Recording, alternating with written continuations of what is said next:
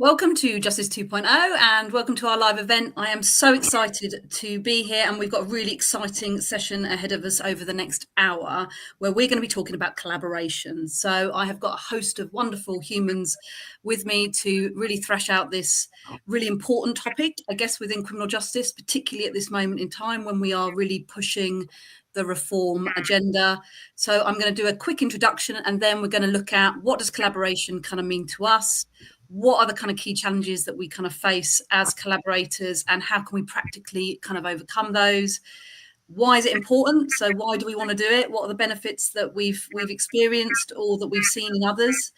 And then I'm going to talk to you a little bit about an opportunity where you can collaborate through the Growth Alliance, get some feedback from yourselves and from the panel, and then finally end with some inspirational, wonderful messages that are going to leave you feeling inspired and hopeful as we move on to the weekend. So that's everything from me. Just to let you know, if you're on LinkedIn and you want to put some posts, some comments up, it would be lovely to get you engaged in the conversation. So if you've got comments along the way, we would love to hear from you in terms of what does collaboration mean to you and what are the kind of challenges that you also face. So without further ado, let me start by firstly going to Stuart. So do you want to introduce yourself, Stuart? Yeah, hi. My name's Stuart Hawkins. I've spent over the last 8 years, I've spent 7 years in prison. During that time, I saw a lot of trauma.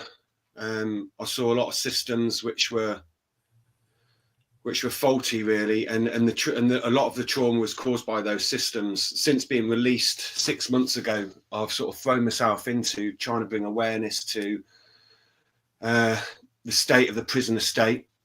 How we can sort of come together and resolve the problems that we have, and trying to make better frameworks and better systems. So I've been involved with the Band of Brothers, which is an amazing organisation which works with men between 20 and 25, and they're going through the criminal justice system or have been through the criminal justice system. And this is just a small part of the problems. We don't really get the support that we needed when we leave prison. And I'm really keen on bringing this together, having a shared voice, a centralised voice, a shared goal, and trying to make some system changes so ourselves in our jobs it's a lot easier, and for the service users, we want to reduce trauma and make a better world in the long run. Yeah, so that's me. Yeah, wonderful. And I've had the pleasure of collaborating with Stuart, not only as we've been kind of co-creating the kind of ideas around the Growth Alliance, but also whilst you're in prison, we had a short opportunity to work together, and it was a real privilege. And it's wonderful to have you here. So welcome, Stuart. Tamara, what about for you? Thank you for having me, Sarah, and thank you for this lovely group of people and bringing us together. So my name is Tamara Höfer. I'm the CEO and founder of an organization called Richtungswechsel, which I will just simply translate to change of direction. We are an Austrian NGO that is working on vocational excellence of those working in prisons. So the idea stems from my own background. I'm a former prison officer who worked in the UK, where I was working on the front line for 2 years and then moved over to another role that was working on the research and the background also on an international perspective. And afterwards, I also worked on a project with the United Nations Office on Drugs and Crime, where I was able to speak to a lot of people from different backgrounds, not only who are researchers, who are experts from various paths and walks of life. I also had a lot of time to spend my talks with people with lived experience of being incarcerated, and I really was seeing a bigger picture. And through that, I was inspired to found my own organization, because I feel like we need so much more holistic collaboration across the sector and communication. I've just seen a lack of co-creation because we all are working towards the same goal without actually exchanging our ideas and understanding, oh, this already exists over there, and we can learn from that. And it might not be that in all countries all the solutions will work, but we can adapt them. And this is exactly what I'm here for.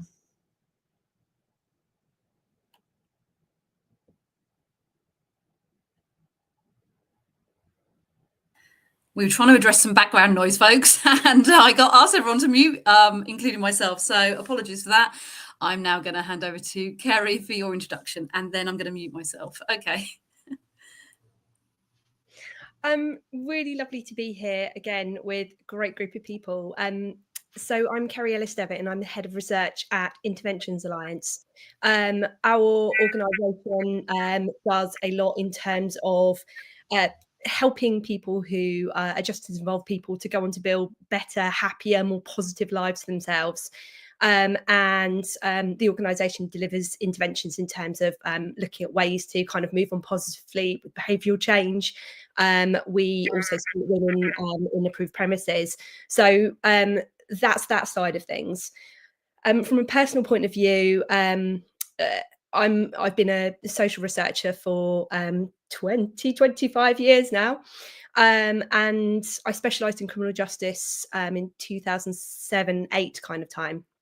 And it really resonated with me because my background before had been working with vulnerable children and young people. And when I got to criminal justice, it was something that really kind of spoke to me in terms of wanting to do research which actively worked to help to improve people's lives, that looked at the things that mattered to people, that helped kind of people get to a better place. And yeah, just bit by bit, I've kind of brought myself to where I am now. So a lot of the research that we're involved in is particularly interested in not just people's experiences within the criminal justice system, but the nuances of the identity of that person and how that impacts on their experience. So this is a very exciting thing to be involved in this. So I look forward to our debates today. Wonderful. Thank you so much.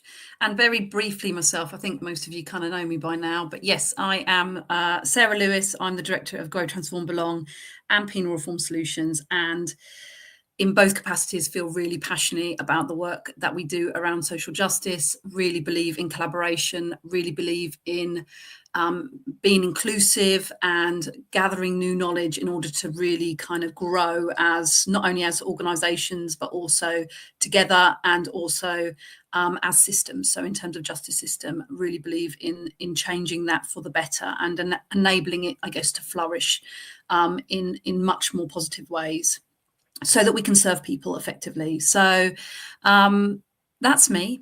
What I would love to do is just turn to each of you and just talk a little bit about, I guess, what does collaboration actually mean to us? Because I think whilst we maybe all be talking about the same thing, I think it has a kind of personal understanding and appreciation from each of us. So Tamara, what does collaboration mean to you? Thank you. So I agree that collaboration is definitely something very subjective.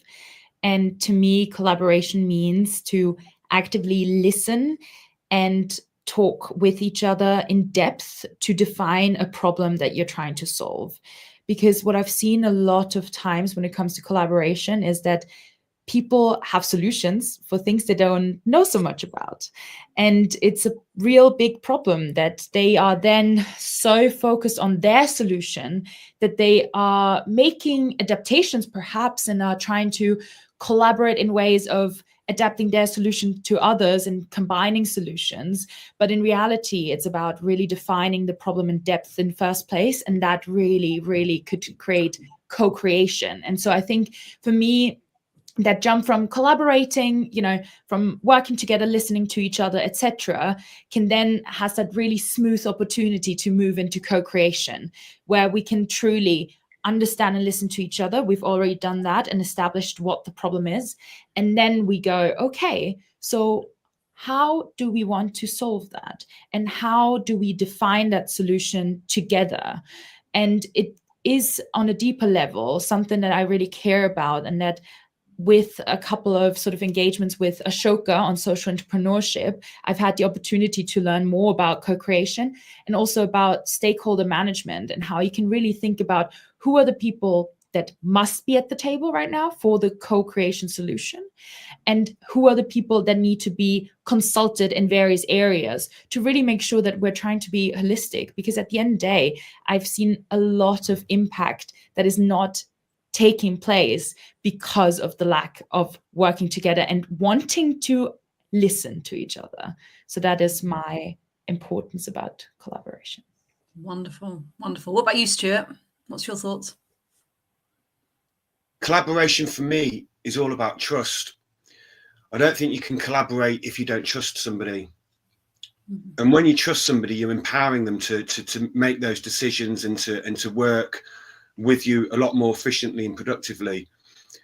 What I see, I can only speak from an I point of view. So when it comes to the criminal justice system in general, the major difficulties I see and the collaboration which I would like to see is between government organisations and non-governmental organisations, and building up trust between them. So when opportunities come up, we're not so focused on risk management and risk assessment. We're focused more on empowering each other and trusting each other and creating those relationships where we've got a shared goal, and that goal is achievable because we are communicating. It's that trust and empowerment is so important. It can create a lot, but unfortunately, I don't see it enough, whether that's because of people feeling they're going to lose their intellectual property or their funding. But I think when we're both on the same path and we both have the same goal, I think everything else is immaterial. We're both here for social justice and to make a change. So for me, that's, that's what we're all here for, the same goal, the same journey, and to stop talking about it and to take those steps now to actually get some action happening. Lovely. Yeah. Thanks, Stuart.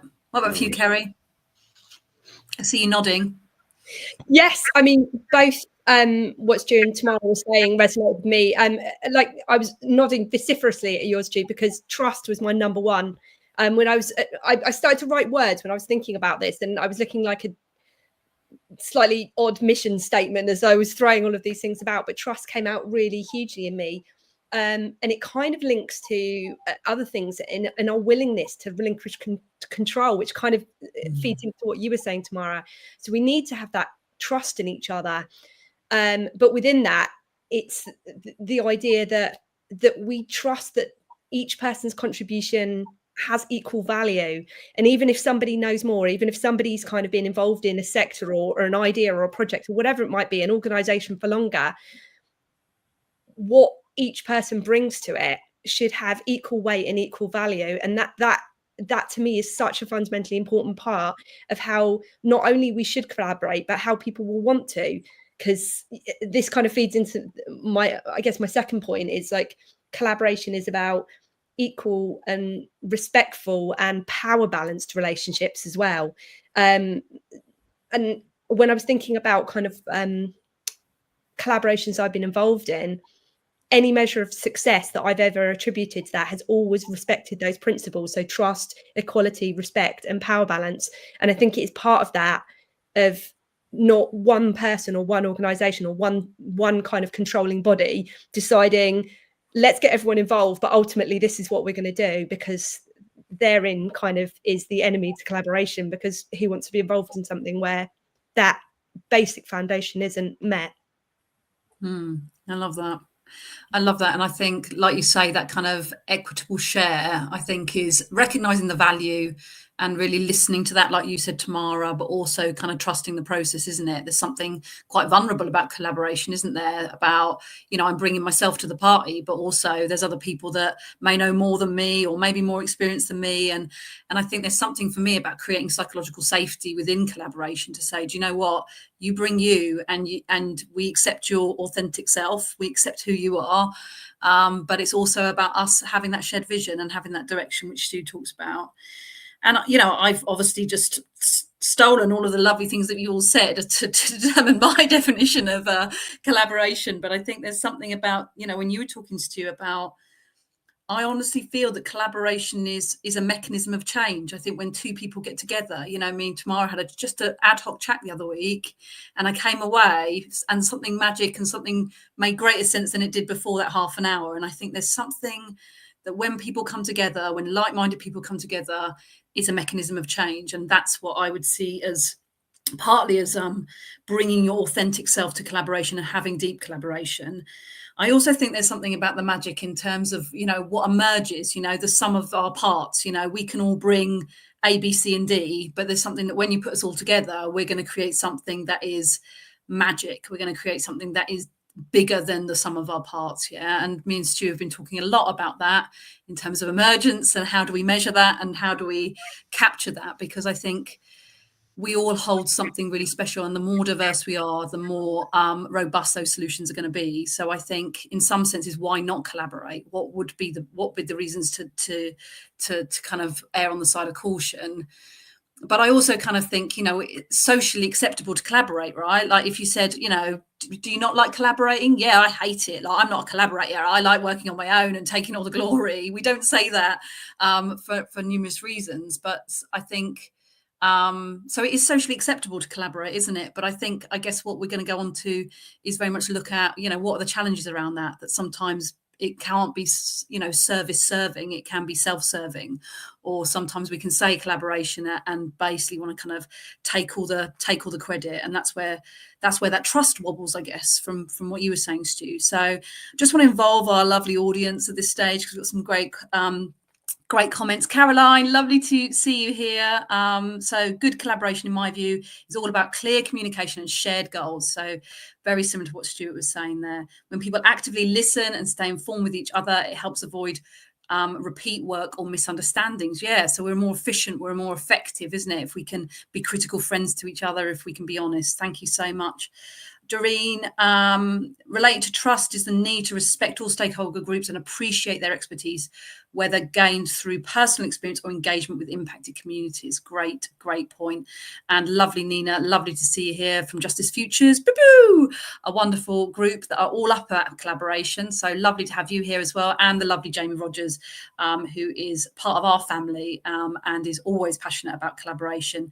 And we regularly talk about opportunities that we can have. So wonderful to see you all. And Craig, wonderful for your comments. But let's get into the kind of nitty gritty stuff. Yeah. So let's think about what are the kind of key challenges that we either witness or that we see or that we've even directly or indirectly experienced. So what are the challenges in reality when we think about collaboration? Who wants to go? I see Tamara. Tamara's definitely got a little twinkle in her eye that makes me think that I'm going to go to her first. So Tamara, what do you think? Yes, I do have a story that I wanted to share. So I had, through my previous engagements, I had the opportunity to go to South Africa to speak a lot about restorative justice and how the communities are supporting the reintegration process within themselves and between themselves. And also shout out to Kalisa Social Solutions, who are doing a really great job in Johannesburg at this point. But I was talking there to a couple of people who are justice affected, and I was talking about my work and engagements, and one of them said to me that he thinks that a lot of people are like rivers. So it's all of us really want to have this big impact, and we want to change the world. And within that, we might be building this big river. We might be becoming the Nile or the Amazonas or whatever. And we are, weaving our ways through the land, through landscapes, through jungles, and through whatever kind of challenges and hurdles we're facing.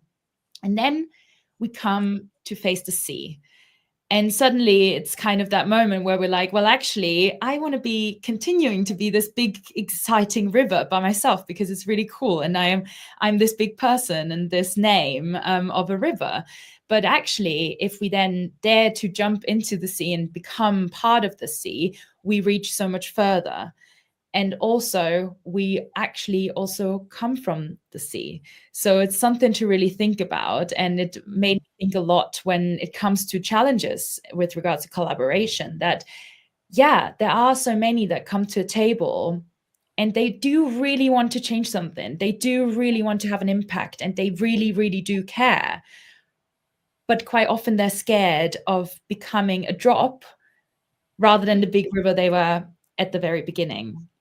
And I think that's something that I'm really trying to fight daily in the work that we do.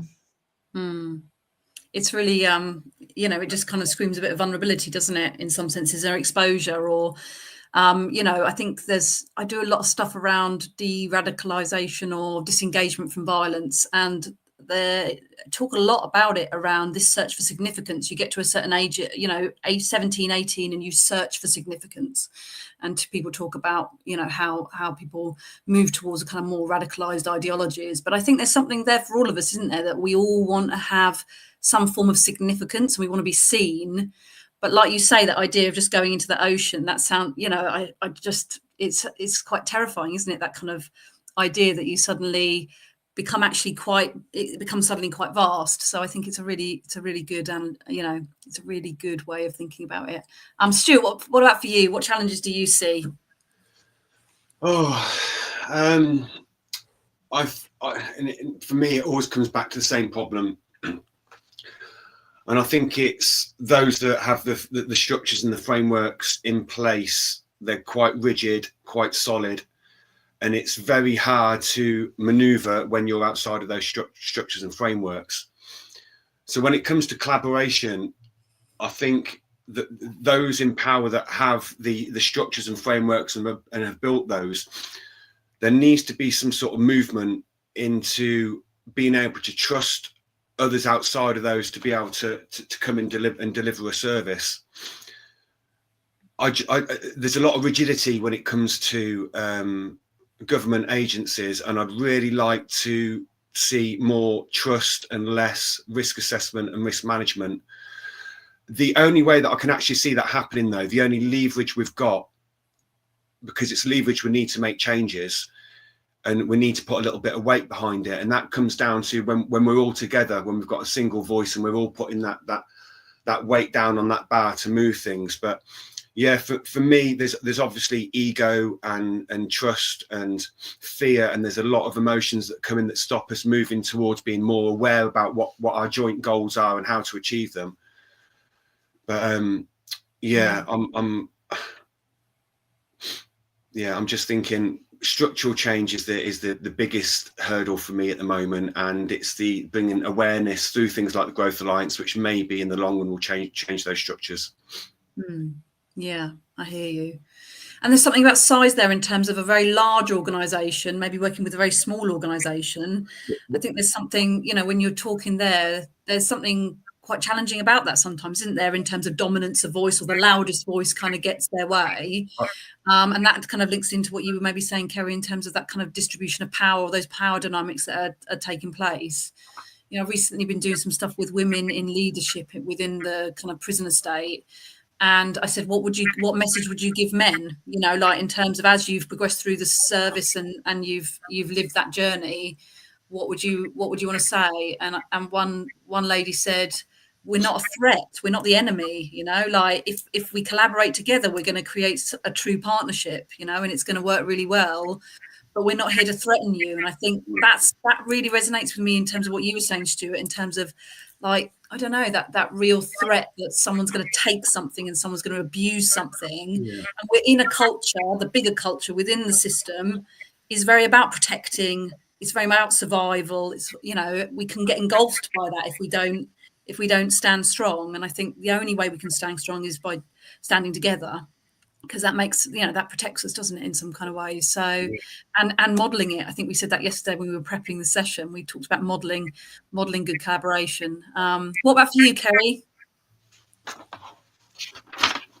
I would say, again, it's kind of it's very reassuring, because I feel that the things that everybody else is saying is what I feel for myself. But I guess, my instinct, I've got a big answer and a small answer for this. I guess my big answer is the nature of the criminal justice system, and it's a huge system with loads of moving parts, and it operates in different ways, and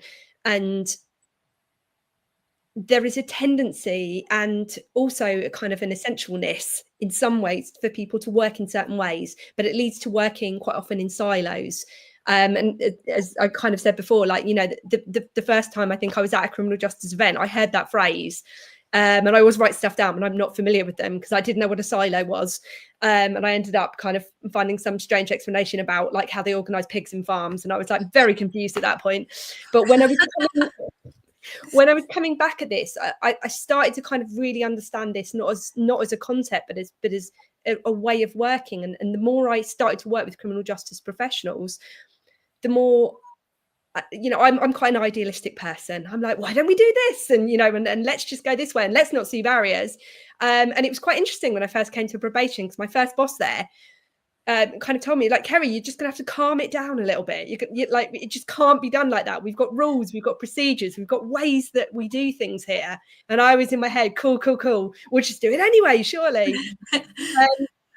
And I think I've got a little bit more nuance now, and I do understand that, because there is, to pick up on your words, Stu, that there's fear sometimes of going outside of that. If we work in different ways, if we do things differently, is that going to create risk? And in an invariably very risk focused sector, that is obviously something not to be overlooked.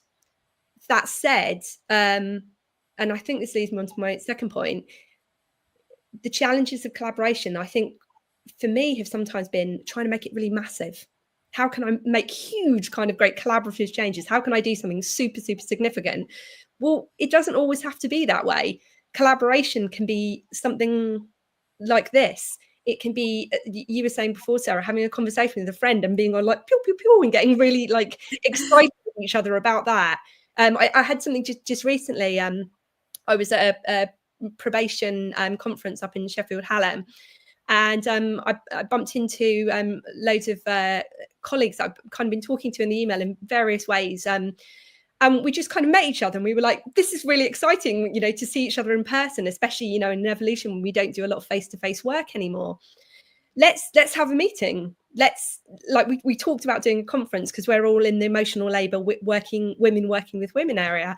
So, my shout outs to Claire Rushton and Becky Shepherd, and we were really excited about talking about that, and thinking perhaps we can build something together. And it's like those things that I think, well, actually we can do things in smaller ways that can lead to big things. So maybe, in your metaphor tomorrow of like the rivers going to the ocean, it's part of that. But I think sometimes there can be an overwhelm about what to do and how we commit to it, and it can kind of cause inertia. Yeah. So breaking it down, I guess thinking it's a beautiful segue to think about what practical ways can we maybe collaborate. And from what I'm hearing there, Kerry, you're talking about, it doesn't have to be big. It can be small meetings. It can be meeting up for a coffee. It can just be about bouncing ideas or asking the universe. I've been asking whether that's LinkedIn or other social media platforms, just saying, look, what's your view on this? Can we, let's brainstorm some ideas. Let's think about some ideas. So, what practical ways can we do that? So if it gets too big, and if people start getting, as Cam Stevens say here, self-serving, what are the little things that we need to do? What are the big things we need to do in order to ensure that collaboration helps? Because a beautiful comment here, if people like us all come together, we are more likely to make change than trying to do it alone. So this idea that, don't underestimate a group of like-minded humans. They will change the world. That's what Margaret Mead says. So what are the practical things we can do? What are our thoughts, folks? Go on, Stu. Yeah, I knew he was going to come to me. So yeah, how can we do it? The thing is, it always comes down to, is there a problem, or are we trying to create something? And how do we achieve that? That's what it all. And usually when we need to collaborate, it's because there's a skill set that's missing of some degree. That might be a practical skill set or an intellectual, and whatever it may be, there's a skill set missing. So if we're both aligned, if both partnerships, both organizations who are aligned with the same shared goal and shared vision, and are open enough to say, these are the skills that we're missing at the moment, and where we're going to get these skills from is here, and here, then I think that's it's identifying the goals that we're jointly trying to achieve, and also identify the skills that are missing to if we've got a centralized place where we can find those skills, where we've got a voice to talk about maybe where we can find them, or even it may come down to fundraising for organizations, sharing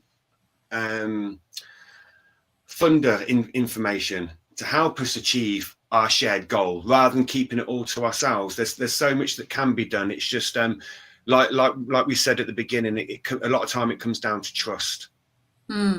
Yeah. And it's really hard in some senses. We talked about abstract concepts, isn't it? It's really hard to figure out what that kind of looks like. And as you were talking, Stu, I was thinking, in some senses, I've collaborated with all of you, or I'm currently collaborating with you. And I was kind of think, what was it about you guys? What was it about the three of you that made me kind of think, do you know what? I really want to collaborate with these folk. And there is something, and I know this sounds really silly, but there's just something about laughing with each other, or there's something about, I definitely have a thing about laughing, I think, but there's just something about connecting, having that shared goal, but there's something about fun or play, or that there's this energy about, I think, the three of you that has kind of connected you guys with maybe me, and I've had the privilege of working with you all. But yeah, there's just something about, I guess, listening and being self-aware of, do you know what, when I'm in Kerry or Tamara's or Stuart's company, I feel safe and I feel happier for it, and I come away feeling refueled. And I think if that's what you're feeling, for me, it's then saying, right, how are we going to collaborate? So I think there's sometimes about these things come up and say, oh, there's a bid here, let's work together on it. But I think, I mean, I remember a couple of years back, Kerry, we just said, do you know what? We're just going to find ways in which we can collaborate. And sometimes it's not going to work, and sometimes it hasn't worked, and other times, it has. And I think there's maybe something there about, if you're thinking about collaborating and it's too overwhelming, start simple. Does the person make you laugh? Do they have the same values? Do they have a similar vision that aligns to you? And Caroline, you said, are the roles clear, in terms of what role we both have to achieve what we want to achieve? And I think if that's all there, then I think magic's going to happen, isn't it? Whether that's about our own personal growth or whether that's around the impact of the work that we do. Anyone else? Tamara, any thoughts, any practical advice around? So many. But yeah, there's a couple of things that I wanted to touch on that all of you mentioned. So firstly, I think the gatekeeping is a real big issue, and is something that we really need to think about. How can we show people that actually, if we share resources, opportunities for funding, as Stu said, and just generally like our knowledge, then we can actually create something bigger and more opportunities for all of us to participate and contribute and have the impact that we're trying to achieve. There's also something, as you say, Sarah, and actually it feeds into what Kerry said earlier about the small things that aren't really small at all. They're actually really huge and important things. It's that interactions. Like, I remember when I became a prison officer and I came in and I was part of the Unlock Graduate Scheme. So obviously there was a lot of drive, like, okay, you go in and you make a difference, and you want to create all these big programs. You get inspiring talks when you do your training of other people who've achieved really big, tangible changes, and you go into your establishment and you start working and you feel like you have to kind of achieve something similar. And then through your work with, like, you get a lot of support through the program, and then you figure out that actually I can change things every single day through the conversations that I'm having, and I can change somebody's day, but then also somebody's life through the continuous interactions and through like contributing to that, and just being a person, a safe haven that they can speak to, that they can get support from if they need it. And I think that is a huge part of collaboration, being that kind of person for each other and showing that you truly care more about them as a person than necessarily what you're then about to create. So firstly, you need to care about the people that you're working with, and then you can think about what you're going to do as a next step. And I think that can really be done easily because you see your passion for the subject and another person's passion for the subject. And that's where you can build that human connection. Relationships are the most important thing that feeds into the trust, and it can then create that collaboration. I love that. And it fits really beautifully with some of the comments we've got here as well, in terms of I guess when we don't have that, that sometimes it can be lonely if we don't have that collaboration, or sometimes it can be overwhelming if we don't have the support, if we don't have our people, if that relationships aren't there, then with that can lead to, I guess, loneliness, which is, for me, there's definitely some relationship between, I guess, loneliness and disconnection and isolation versus belonging, which I guess is what, for me, collaboration is all about, is that we belong to something. And not from a point of view of you've got to fit in and change who you are. We've got some amazing people from the lived experience community here on the comments. It's not about changing who people are. It's about their strengths. It's about their resources. It's about their unique insights into things, and embracing that and saying you don't have to fit in and adapt and shift to a culture that's not going to serve you. We care for you how you are. We care for you in terms of your contributions, and that's going to make a real challenge, a real difference. Sorry. There's also a lovely comment here. From my experience, organisations are afraid of change. So a question which is not on the loose agenda, folks. Why do you think organisations are afraid of change, or simply just don't know how to do it? So why what's the fear in the room? I'll turn my radio to. Do you want me to go? Go on, Stu. Why organisations afraid of change? I think in ourselves we get comfortable in our lives, and change can sometimes bring an instability, and instability can bring stress and uncertainty. And when people are comfortable, sometimes they don't want change, but change is needed for people to grow, for organizations to grow. You have to put things under stress to make changes. Yeah, it's the only constant, right? Change is the only constant. It's the only thing that we know is going to happen. Everything's always going to be chaotic, what we've got to do is find the straightest, truest path through that.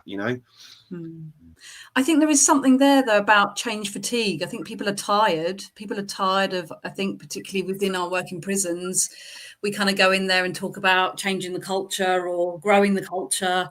And people are like, wow, another idea, another project, that's been done to me. And it isn't until we kind of explain what we're doing. But I think there's something there. And Kerry and Tamara are nodding simultaneously. So I'm going to go with Kerry, and then I'm going to go straight to Tamara afterwards. But Kerry, what's your thoughts? My head is in danger of nodding off at the moment, because with the amount of kind of agreement there. I mean, yeah, it's such a common kind of saying in probation. The only certainty is change there, but absolutely. I think this kind of fits with what we were saying before about coming in very idealistically, as I did at one point as a researcher, and about all the things we could do. And this kind of I might kind of straddle two different points here, but one of which, in terms of collaboration leading to change, for me, was something about situation and environment. As Sarah and I, we were at the University of Portsmouth together, lecturing there for many years. And one of the reasons that I left is because I felt I'd lost touch with anything about what I would teach about. I didn't understand who was in the criminal justice system. It was just, I got used to saying the same thing and doing the same thing and talking process. And I wanted to kind of be in the environment. And I learned so much from literally being shoulder to shoulder with probation officers, with probation services officers, with program facilitators, behavioural change practitioners, senior probation officers, because then I heard from them what were the issues, what were the things that were concerning them, and not in a research context. They were just telling me because we were having a cup of tea and they were tired that day, or they were stressed, or something was going on. So I learned a lot from that. And I think this kind of tails me onto my other point, which was it started to kind of change the way that I started to do research. So for the longest time, I came in being like, these are the ethics, these are the principles we have to do good research by. But as I kind of grew through that, and I started to understand people as individuals and not as research subjects, and that feels even weird to say to me now, but at one point I did, it started to change the way that I looked at how we would work with others. And I think one of the ways when I think I've changed within research in from a collaboration point of view is really understanding to be less controlling. And this probably circles back to what I was saying at the beginning. The higher up I've gone in research, the less controlling I've been with it. And I've really taken on very deeply the understanding, because I do a lot of work with people who've experienced deep trauma, and the principles of trauma-informed practice started to embed, like, written across my heart now, and collaboration obviously being one of them. So it started to change the way I would look at how I would do research. And I got very interested in doing narrative methods, very open ones, where I just get people to tell their stories.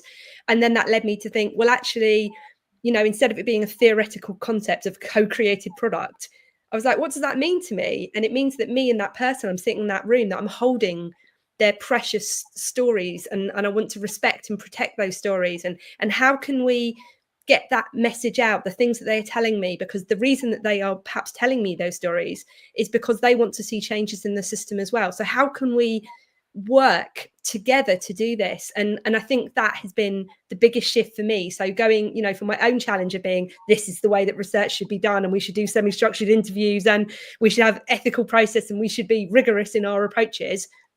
Yeah, don't get me wrong, I still am rigorous, but I think it is, my focus now is I don't have to control that situation. And in fact, it serves me poorly to try and control it, because I don't have the answers, and maybe that person doesn't have the answers as well. But between us, we can explore that. And that for me has been a fundamental change in how I now see research and how I now see collaboration within research. So I got lump in my throat halfway through there. No, it's beautiful. And it fits in with so much, doesn't it? I think control and the fear of losing control, isn't that something that resonates with us maybe across the criminal justice system? Yeah. The reason why we grip people that are on probation and give them additional conditions and is because we feel suddenly things are out of control, right? And maybe, you know, people are trying to control it. But I love that idea that maybe what I'm hearing from you, Kerry, is that if you want to collaborate deeply, it's about doing things with people and not to people. And, you know, like there's loads of stuff around that intersubjectivity, isn't it? I think in terms of the academic literature, but doing with rather than doing to, I would make sense with people any day of the week, because I've learned so much from people. I guess I've learned so much from people.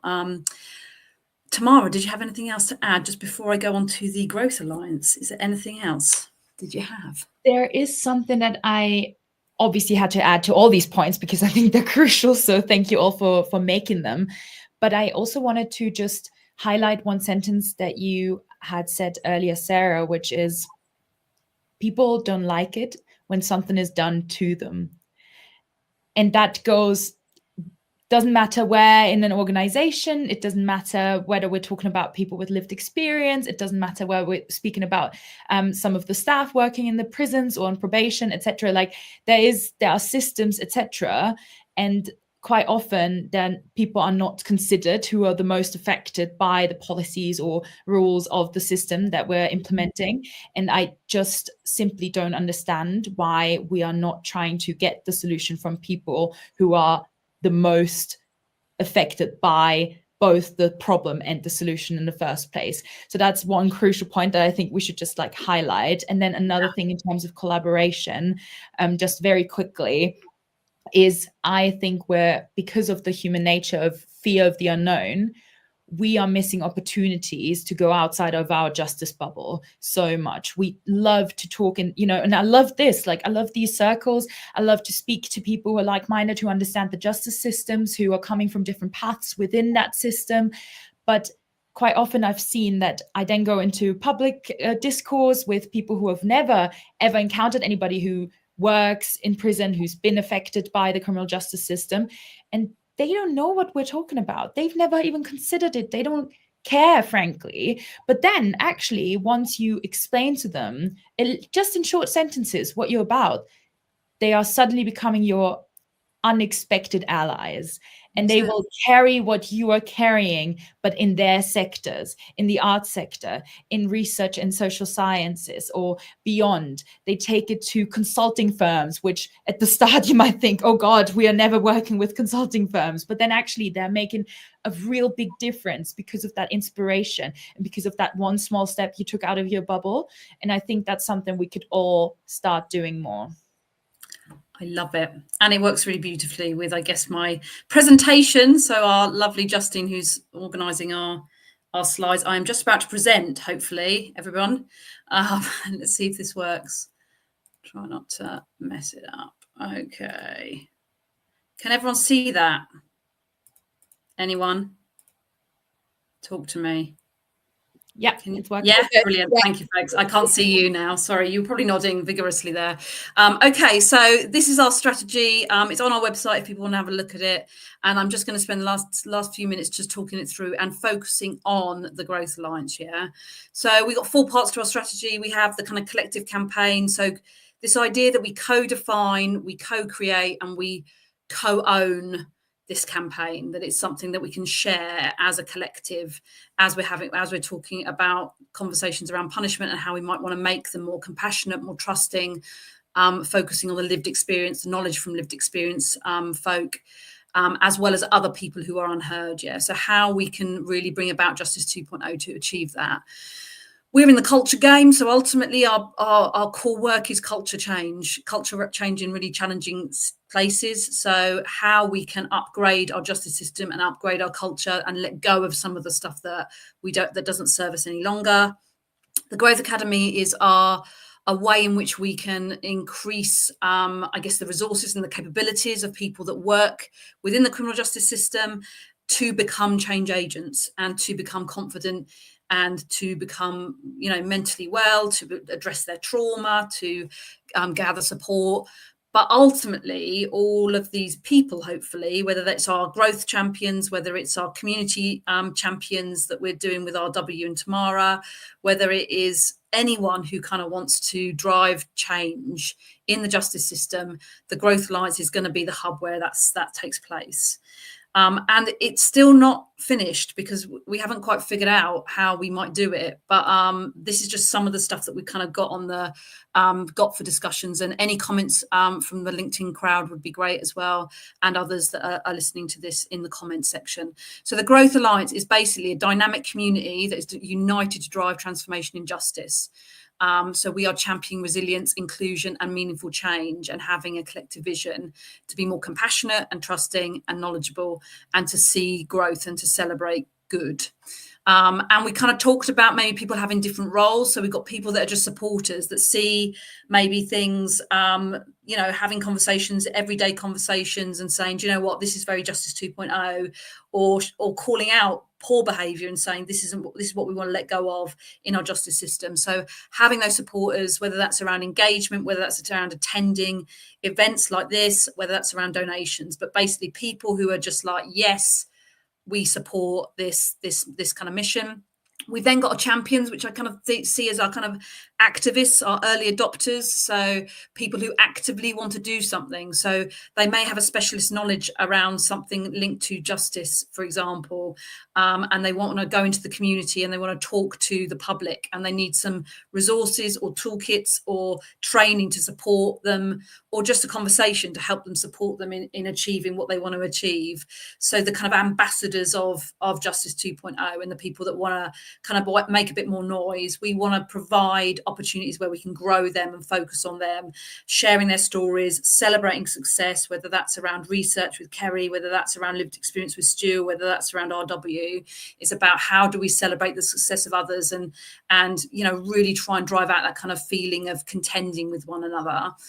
And then we've got those influencers and those partners, so those bigger organisations or those key influencers in social media who, how they can advocate for justice reform, how they can maybe introduce us to champions, how they can share our vision, how they can be, attach their brand, I guess, to the Alliance more broadly. Yeah. So we talked about that.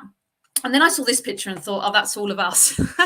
But ultimately, what I see, and I know I talk about this a lot, but I talk about Avengers a lot, and I talk about Endgame a lot in terms of people doing what they do, people doing the stuff that makes their hearts sing.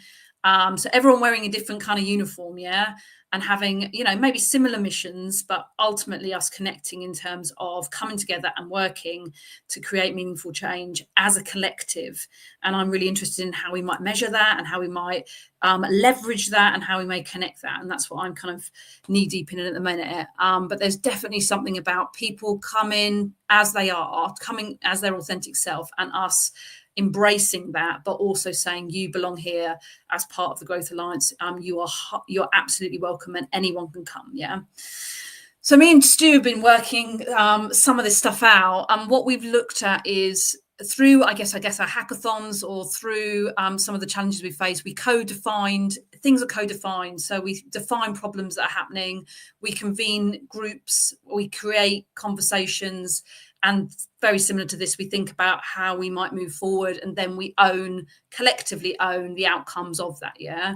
So there's something about co-production in its purest form throughout the process. There's something about anyone can come to join the Growth Alliance. Anyone is welcome. Don't have to be involved in the justice system, work in it, third sector. Anyone can come to the justice system if they come to the Growth Alliance if they want to, and they have an equal share in it. So this idea that no voice is more important. It's about equal share. It's about distribution of power is equal across the piece, and that we thrash things out together and we share things together. But ultimately, we focus on Justice 2.0. So that is about growing a justice system that we're proud of, and those values of basically compassion and trust and recognition, which is what we've talked about all of this kind of hour. And then finally, I think I've already talked about this idea that it's about, for me, about belonging. If we all focused, I think, more on belonging, I think whether that was around probation, prisons, approved premises, out in the community, if we could encourage that more in everyday interactions, I think that magic could happen. So it is about fitting in the sense of this is the framework, but ultimately it's about bringing authentic self and bringing what you've got. So this is our last event before the big launch on the 20th of February, which we're going to launch online. We've got some amazing kind of people invited to that. So watch this space. We've got hackathons, which are the taboo topics. So we're going to ask people to upvote in terms of what are the topics you want to talk about. At the moment, I really want to talk about women in leadership. I feel really, really passionate about it. But there are other topics that we can talk about that are maybe the taboo ones, that may be the tricky conversations to have. It's about membership. I don't know what that looks like. And again, you know, we've talked about different networks. We've talked about different platforms. There's something about how we can make it really simple, but also really powerful, that is still kind of not designed with me yet, just in terms of what's kind of going on, involving our key influencers, designing ultimately a place where we can capture our impact and we can celebrate that and we can share knowledge, and we can say, do you know what, when you feel that you kind of don't want to do the job anymore, these are the things that we want to tell you. Or you can say, I'm really struggling to find information about this funding, can anyone help? And we have this kind of shared community where we support one another. And then, like I say, providing those training sessions and supporting our champions to go out into the community and grow a movement as a kind of collective. So that is my mini pitch to the world. Let me just try and stop sharing. Okay, have I stopped sharing? That's gone. Yeah. So we've got a few more minutes. Community, let me know what you think. Guys, what do you think? Is there things that we need to work on? Are there things we need to work out? What do you think, Stu? You're on mute, my friend. Can you hear me? Yeah. I can. So, I can talk from personal experience. The reason why I'm here now, and the reason that I'm trying to make a difference, is because people are collaborating with me. And that all started off, obviously, with you, Sarah, and Ralph Lebowski and HMP Huel. And I came up with some ideas, and he acknowledged them, asked me to act upon them, which empowered me. And through being empowered, it set me on this journey where, and you for me, you picked up on something really sort of personal, which was belonging. from that one action, I feel now like I belong, and I'm willing to put something back. And I think it's so important to give people opportunities, to empower them, because this is the start of collaboration, and this is the start of making change. So I think those two words are just so important to me at the moment: opportunity and empowerment. Yeah. Thanks, Stu. No worries. Kerry, what about for you? I was just as that was going on, I was just recalling to mind. I've been watching a couple of your previous live events just to kind of get a sense of it all. And something that Cam actually said really stood out to me. And he was talking about kind of collaboration in terms of getting trainers involved and like doing training events for staff. But like basically, it was all about, you know, how you, I think essentially how you're getting a group together, how you kind of creating that belonging and sense of kind of collaboration, involvement, inclusion. And he says, it's about not being prescriptive when you go into that, and you go in and instead of saying, this is what we're going to do, saying to people, what do you think needs to be done?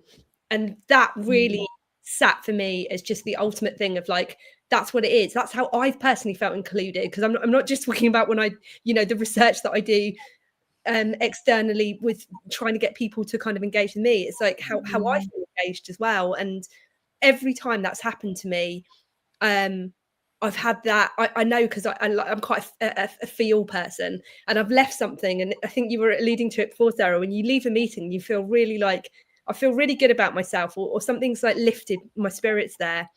And it's always been because of that, because the question has been, what do you think needs to happen, rather than this is what needs to happen. So yeah, I think that's my last thing. So thank you to Cam for that. That was, he articulated it a lot better than I could, but I've now stolen it for my own. I love it. His legacy lives on. You're out there, Cam. You're an inspiration to us all. But yeah, that's beautiful. I love that. So kind of creating conditions where people can bring things to the table, isn't it? So something about maybe hackathons not being, us just creating a space and saying, right, anyone can say anything. What do you want to do? What kind of things might we want to talk about? And then with that, convening people together and creating those spaces where people are involved and are empowered in that sense. Yeah. Tamara, what about for you? I think you said something quite interesting to me recently, where it was about, we haven't got it all figured out, so we're gonna see how it goes. So let me know what your thoughts are and what we could improve or what we could do. And I've been sitting with that, and I've been really thinking about that. And I think we don't have to have it all figured out, like we really don't. It's a good thing that sometimes silence can really create ideas and can really create innovations, because we just need to sometimes give each other the space for everyone to speak up, because there's always going to be louder voices in the room. But if we actually give opportunity in a community to be self-sustaining, self-growing, self-evolving, it can become so much bigger than what we would have ever tried to achieve and tried to impact. So I think that is crucial. And there's another thing that I think is going to be really important within that community, is that sense in society that we always have to produce and we always have to like achieve and do the next thing. And, after every meeting, okay, what are the next to-dos? And I understand that a lot of times there's a lot of talk and little done. So that's also a challenge, but we need to find a balance between the two. We really need to understand that for ourselves, we need inspiration. And sometimes it's okay that we're not all the time these production machines that we tend to want to be. And that actually can lead to so much more in the communal sense. Yeah, I love that. Absolutely love that. Thank you. Thank you so much. I'm very aware we have approximately 1.5 minutes to do a top line that's going to leave people feeling very motivated. Okay. So Cam says that he loves this, Tamara. So yeah, you're right. Boo-boo. So our final message. Anyone got a final thought that we can send out to the universe to encourage them to collaborate in spite of the challenges? Tamara.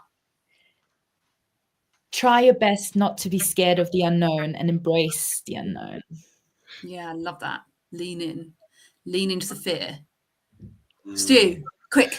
Yeah, we can achieve a hell of a lot more together than individually. Yeah. So important. Lovely. Kerry? I think mine was around just thinking about people who might be reluctant to collaborate, and the fear of getting it wrong, the worry of controlling is to not overthink it. And this comes from the queen of overthinking, so this is quite rich. But don't overthink it. Just see what other people are doing and just see if it resonates with you. And I think that's such a big step, because I've learned a lot about that just by connecting and looking what other people are doing and go, does this fit with who I am and what I'm about, and giving it a little go. Yeah, there's something, yeah, absolutely. Again, that fear, just giving it a try, testing it out, give people a chance. Perfect, Caroline. We'll finish on that. Thank you so much. Thank you for being here. Wonderful chat. Thank you, panelists. We love you. Goodbye. Lovely.